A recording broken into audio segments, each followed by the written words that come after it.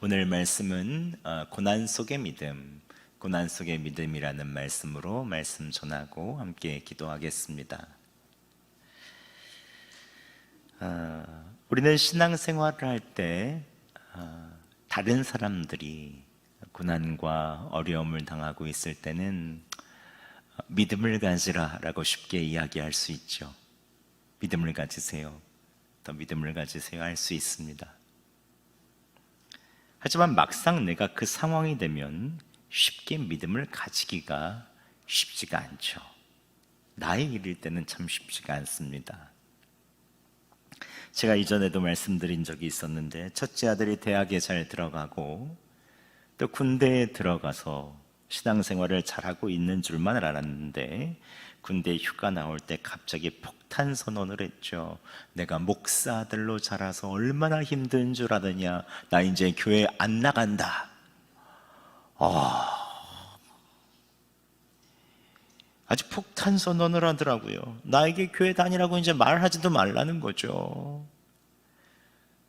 저는 최대한 목사 자녀로 스트레스 주지 않겠다고 해서 신앙을 강요하거나 억지로 막 한 적은 없다고 생각하는데, 본인이 생각하기에는 주변에 있는 사람들의 시선도 그렇고, 목사 아들로서의 있는 기대치는 목사 아들이잖아, 이렇게 하는 이야기들 한마디씩이 쌓여서 당연히 그렇게 해야지 목사 아들이면 그게 이제 스트레스였던 모양이더라고요. 하지만 제 아들로 태어난 건 제가 어떻게 할 수 없는 노릇이잖아요. 하나님께서 하신 거지. 뒤까지 잘 들리시나요? 잘 들리세요? 예. 왜냐면 이제 음향 상태가 바뀌어서 여러분들이 좀 잘 들리시나 좀 궁금해서. 아무튼 저도 제 아내도 그 말을 듣고 나니까 너무 부글부글한데 할 말은 많지만, 이제 다 큰 성인이 됐는데 뭐라고 말을 할 수가 없는 거죠. 그러다가 또 진짜 삐껴서 교회 멀리할 수도 있으니까 이거 어떻게 해야 되나, 벙어리 냉가슴인 거죠. 그래, 알겠다. 꾹 참고 네가 원하는 대로 해라. 솔직한 마음으로 몽댕이라도 들어서 때려서 그냥 지금 무슨 소리 하는 거야 하고 싶지만, 꾹 참고 아빠는 기도만 하마 하고 이제 지나갔죠. 다시 군대로 보냈습니다. 근데 얼마나 마음이 무너지던지요. 다음날 제가 새벽 설교를 하는데 설교가 제대로 안 되더라고요. 지금까지 다른 성도들, 청년들 신앙 지도한다고 이런 조언하고 저런 조언하고 믿음을 가지세요 하고 위로하기도 하고 이렇게 권면하기도 했는데, 막상 제 일이 되니까 정작 제 자식은 믿지 않고 교회를 안 다니겠다고 하는데 이게 어디 본이 되겠습니까? 근데 그 시간에 서서도 제가 기뻐하세요, 감사하세요, 믿음을 가지세요 이러고 있는 저를 보니까 이 말씀을 어떻게 전해야 되는지 정말 힘들더라고요. 오늘 본문인 베드로전서 1장도 상황은 비슷합니다. 함께 6절 말씀 다시 한번 봉독해 보겠습니다. 시작. 그러므로 너희가 이제 여러 가지 시험으로 말미암아 잠깐 근심하게 되지 않을 수 없으나 오히려 크게 기뻐하는도다. 당시 베드로가 이 편지에 쓸 때 상황은 지금과 비교도 안 될 정도로 어려웠던 상황입니다. 엄청난 네로 황제의 핍박이 로마의 식민지인 지금의 터키 지역, 소아시아 각 곳마다 엄청난 핍박이 있었던 상황들이었습니다. 본도, 갈라디아, 갑바도기아, 아시아, 비두니아, 지금 여기는 동그란 지역이 다 그 지역이거든요. 엄청난 핍박으로 그리스도인들이 다 흩어져 버렸습니다. 그래서 첫 마디가 1절이 본도, 갈라디아, 갑바도기아, 아시아, 비두니아에 있는 흩어진 성도들에게 라고 편지하고 있어요. 믿는다는 이유만으로 일터에서 쫓겨나고 이웃에게 손가락질 받고 가족에게 버림받는 사람들도 있었습니다. 그렇다면 상식적으로 근심을 여기 보면 이렇게 해야죠. 잠깐 근심할 수는 없지 않으나, 근데 왜 잠깐 근심합니까? 길게 근심해야죠. 슬퍼해야 정상이죠. 그런데 베드로는 잠깐 근심하게 되지 않을 수는 없으나, 사람이기 때문에 근심할 수는 있으나 오히려 크게 기뻐한다고 말합니다. 이러면 그냥 기뻐하기도 어려운데 어떻게 크게 기뻐할 수가 있습니까? 이런 상황 속에서. 여러분, 교회에 잘 다니던 자녀가 갑자기 교회 안 나온다고 하고 신앙생활 접으면 여러분 기뻐할 수 있나요? 속 터지죠. 뭐라고 얘기도 못하겠고 다 컸는데. 남편 교회 잘 다니고 신앙생활을 같이 하면 기쁘죠. 근데 교회 이야기만 나면 승질을 부리고 여수발로 꼬라지를 부리고, 그러면 여러분 기뻐할 수가 있나요? 경제적으로 부유하고 평화로우면 기쁘죠. 근데 경제적으로 어려워서 일하느라 주일 성도도 못한다면 기뻐할 수 있습니까? 교회 안에서 지금도 육체적으로 연약하신 분들 기도 제목이 계속 뜨고 있죠. 그럴 때 인내는 할 수 있어도 어떻게 크게 기뻐할 수가 있는 것입니까? 이 고난 속에서 흔들리는 이 세상의 유혹과 많은 파도처럼 밀려든 여러 가지 일들 속에서 어떻게 크게 기뻐할 수가 있습니까? 그런데 오늘 하나님께서는 사도 베드로를 통해서 말씀하십니다. 기뻐하라. 오히려 크게 기뻐하라. 베드로가 소아시아 성도들의 고통을 몰랐던 것이 아닙니다. 각처에서 고난의 소식에 들려오는 것을 교회 지도자인 베드로는 누구보다도 가슴 아파했던 사람입니다. 그렇다면 고난이 이렇게 가득할 때에도 기뻐할 수 있는 이유는 무엇입니까? 오늘 본문에서 사도 베드로는 믿음을 가지고 있기 때문이다라고 말합니다. 그렇다면 그리스도인들을 고난 속에서도 기뻐하게 만드는 그 믿음은 무엇입니까? 오늘 그 믿음에 대해서 함께 살펴보도록 하겠습니다. 그래서 오늘 설교 제목이 고난 속에서의 믿음입니다. 첫 번째는 여러분, 불같은 연단을 통해서 확실해지는 믿음이 있기 때문에 기뻐할 수 있다고 말하는 것입니다. 함께 7절 말씀 저희가 함께 읽어보겠습니다. 시작. 너희 믿음의 확실함은 불로 연단하여도 없어질 금보다 더 귀하여 예수 그리스도께서 나타나실 때에 칭찬과 영광과 존귀를 얻게 할 것이니라. 아멘. 고난 속에서도 기뻐할 수 있는 그 비결은 너희 믿음이 확실하기 때문이다라고 말하죠. 너희 믿음의 확실함은, 여기서 믿음의 확실함이라고 할 때 확실함이라는 단어는 헬라어 원어로 도키미온이라고 하는데, 이것은 시험을 거쳐 진품임이 확인된, 검증된, 증명된 이라는 의미입니다. 그러니까 예전에 고대 로마에서 금을 거래할 때 가짜금이 많았다고 해요. 금이 굉장히 귀하니까. 금세공하는 사람들은 금을 수천도 되는 불에 녹였습니다. 근데 진짜 금은 불에서 녹아서 순수해지지만 가짜는 불순물과 함께 불타버리고 마는 거예요. 그렇게 불을 통과한 금의 도키미온, 오늘 이 확실함이라는 도장을 꽉 찍어서 진짜 금이라는 것을 입증했다고 합니다. 그러니까 확실함, 이것은 검증된 진품입니다 라고 보증서를 해주는 거죠. 즉 불로 연단을 받았을 때 확실함이라는 보증 도장을 찍듯 우리 믿음도 불과 같은 고난으로 연단이 되어야 비로소 확실한 믿음이 된다는 것이죠. 즉 자녀가 교회를 떠나 방황하는 불, 배우자의 냉랭한 태도라는 불, 경제적인 어려움이라는 불, 몸의 질병이라는 불과 같은 그 고난, 우리의 자녀의 미래가 막혀버려서 속상한 것 같은 그 고난이라는 불, 이런 불과 같은 고난과 시험이 있을 때 나의 고집, 나의 교만, 나의 혈기, 내가 원하는 대로만 되기를 바라는 마음이 비로소 타기 시작하죠. 이게 아니구나. 내 뜻대로 되지 않는 일들을 계속해서 만나면서 우리는 우리에 있어서의 불순물들이 조금씩 타기 시작합니다. 고난이라는 불을 통해서 타는 거죠. 그때 우리의 믿음은 금보다 더 귀하게 되고 확실함이라는 도장을 하나님께로부터 쾅 받게 된다는 거죠. 저도 큰아들이 폭탄 선언을 한 이후 새벽에 기도할 때마다 하나님께서 제 마음에 불순물을 보여주시더라고요. 내가 목사로서 내 자녀의 신앙이 완벽하기를 바라는 것은 아닐까? 목사로서 이 정도 자녀들은 돼야지라고 하는 뭔가의 나만의 기준과 나만에 있는 이 고집들이 그 안에 있는 것들을 발견하게 되더라고요. 그러면서 저의 기도 제목이 이렇게 조금씩 바뀌더라고요.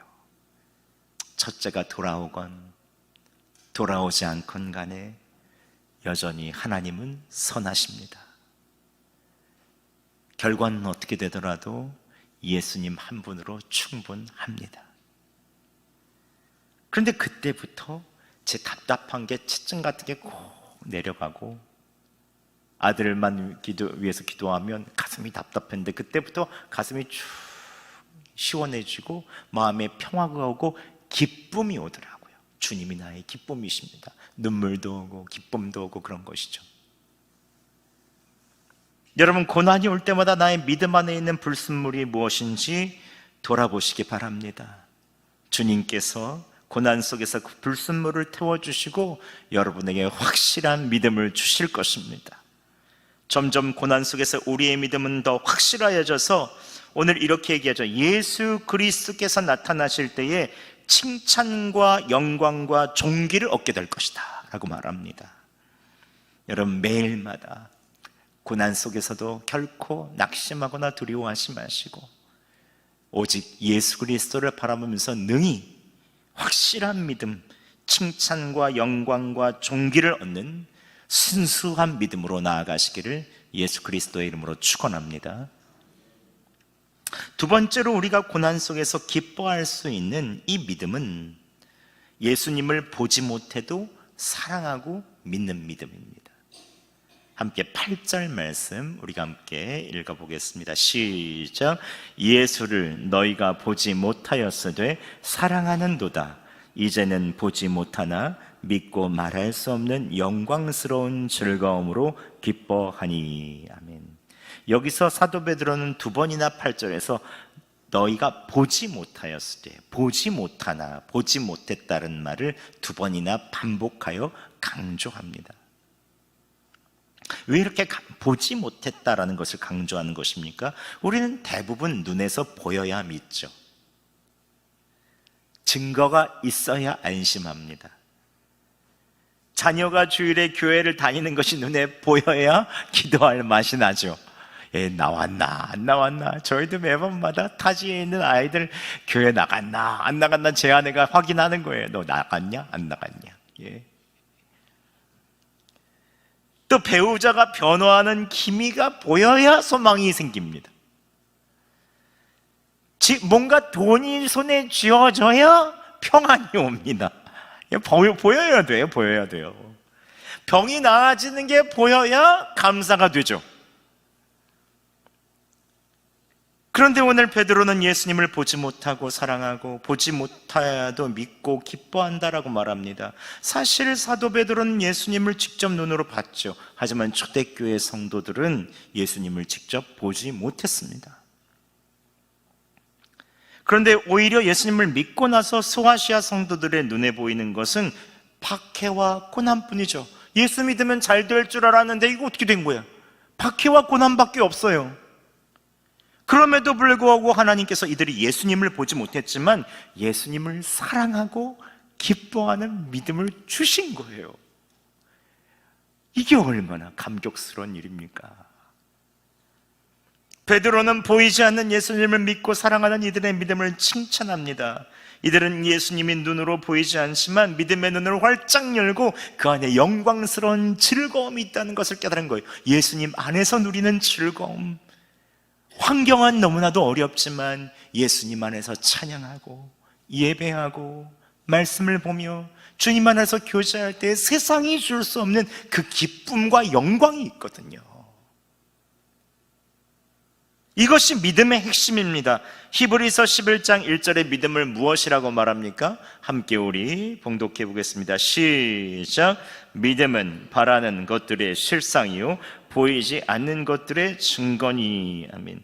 믿음은 바라는 실상이 나타나지 않아도 신뢰하는 것입니다. 믿음은 보이는 증거가 없어도 붙잡는 것입니다. 약속을 붙잡는 거예요.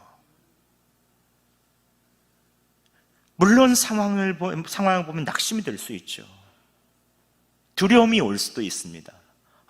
왜 저러고 있나? 염려가 올 수도 있죠. 상황을 보면 잠깐 근심할 수 있어요.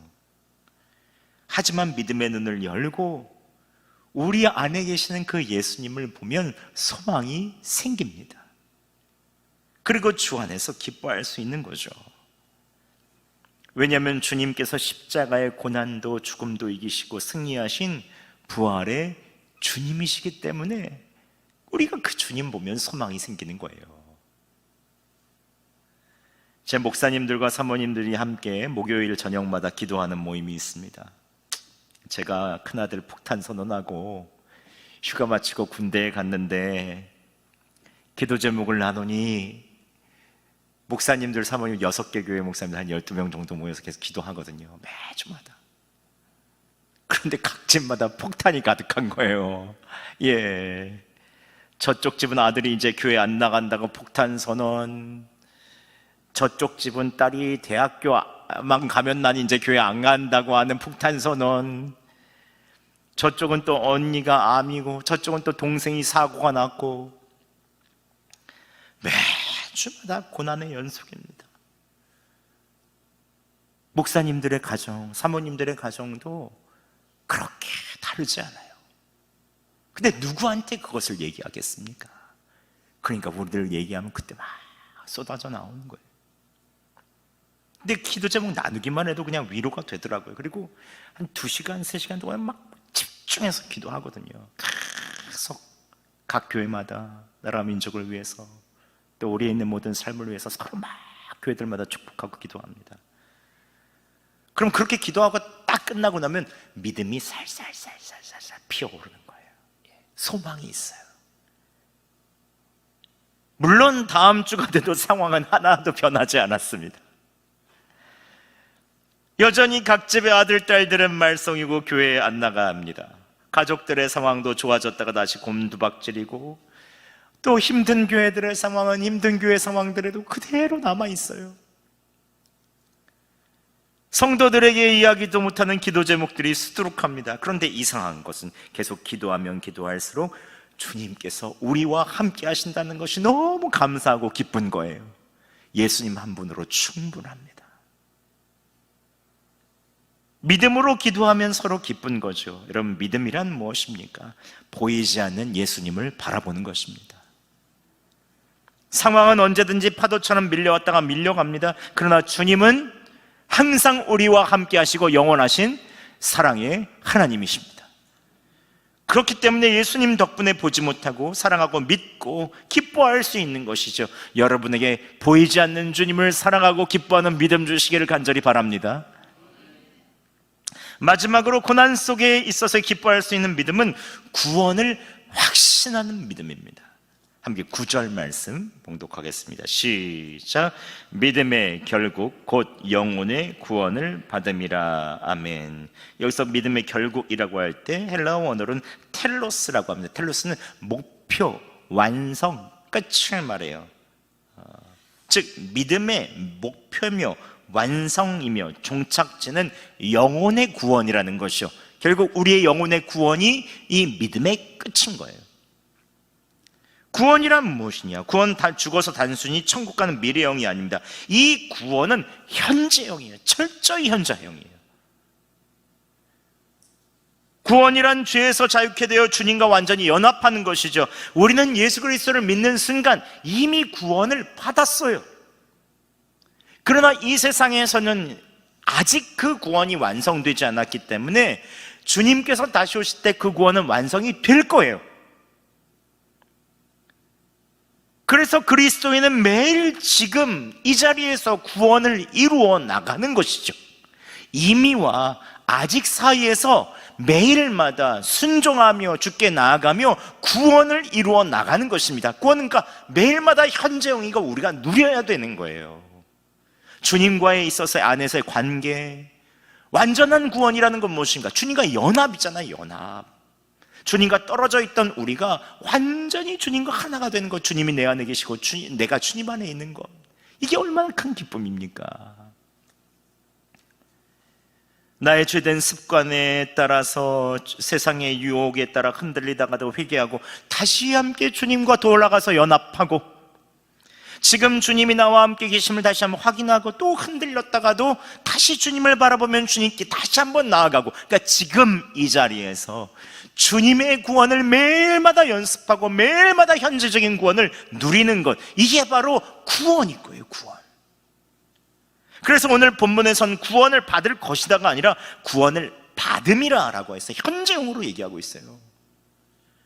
지금 내가 겪고 있는 고난이나 시험은 사단이 나를 구원해서 떨어뜨리려는 시험이 아니라 믿음의 완성, 구원을 향해서 나아가는, 완전한 성취를 향해서 나가는, 매일마다 발전하는 그 구원의 놀라운 은혜인 것이죠. 산에 오를 때를 생각해 보시죠. 가파른 구간이 힘들다고 해서 정상에서 멀어지는 것이 아닙니다. 오히려 가파를수록 더 정상에 가까워지는 거예요. 힘든 구간을 통과하면서 더 가까워지고, 그때 내가 거기를 올랐지 않은 감동이 더 큰 것이죠. 이처럼 지금 여러분이 겪는 시험과 어려움이 크다면 클수록 그 구원에서 멀어지는 것이 아니라 더 가깝게 하나님께로 이끌어 주시는 것입니다. 나랑 함께 놀자, 나랑 함께 연합하자, 나와 함께 교제하자 하고 하시는 그 하나님의 매일마다 이끌어 주심이 그 고난 속에 있는 것이죠. 그래서 우리는 그 고난 속에서 크게 기뻐할 수 있는 것입니다. 여러분, 매일마다 주님을 의지하시기 바랍니다. 더 구원의 주님을 바라보시기 바랍니다. 그러면 주님께서 매일마다 가까이 이끌어 주시고, 이 구원의 믿음을 매일마다 지금 여기에서 누리게 하여 주실 것입니다. 우리 말씀 마치겠습니다. 하나님께서는 고난 속에서 기뻐할 수 있도록 우리의 믿음을 만들어 가십니다. 시험을 통해서 더 순수해지는 믿음, 보이지 않아도 주님을 사랑하고 기뻐하는 믿음, 또 구원되었음을 믿고 매일 그 구원으로 살아가 결국 그 구원을 이루는 믿음.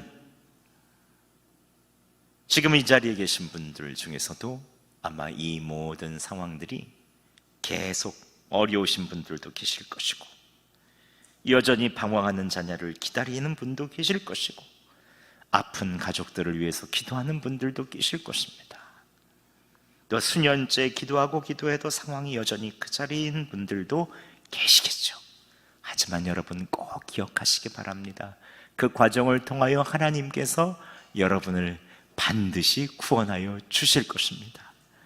그리고 그 속에서 여러분 마음껏 그 구원을 기뻐하며 누리세요. 자녀와 돌아와서 상황이 변해서가 아니라 예수님께서 계시기 때문에, 예수님 한 분이면 충분하시기 때문에 그 구원을 누리시기 바랍니다. 오늘 베드로전서 1장 7절 다시 한번 봉독하면서 마치도록 하겠습니다. 1장 7절 함께 봉독하겠습니다. 시작. 너희 믿음의 확실함은 불로 연단하여도 없어질 금보다 더 귀하여 예수 그리스도께서 나타나실 때에 칭찬과 영광과 존귀를 얻게 할 것이니라. 아멘. 여러분의 믿음이 금보다 더 귀함을 믿으시기 바랍니다.